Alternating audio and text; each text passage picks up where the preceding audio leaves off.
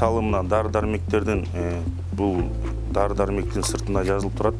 Дары-дармекти 25 градустан ашпаш керек деп. Канча-мынча дарылар бар, 2-8 градуста сактала турган. Бул дарылар баягы холодильниктин ичинде сакталыш керек да, тиги окшопчу.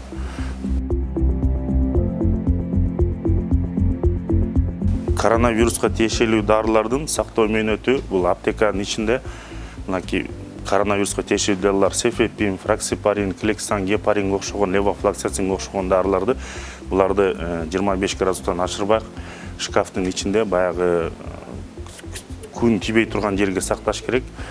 Мисалы бирден бир дары болуп эсептелген бул левофлоксацин 100 мл бул внутривенный куят. Мында температура хранениясы 25 градустан ашпаш керек.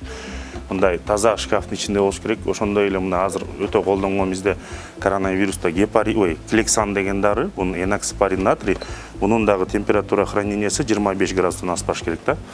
Ошондой эле бул дары-дармектердин сроктору өтүп кеткенден кийин ичкенге мындай болбойт да. Если срок өтүп кеткенден кийин ичсе, балким терс тарысы тийип калышы мүмкүн. Немелерибизге, клиенттерибизге, пациенттерибизге бүт полностью айтып түшүндүрүп беребиз.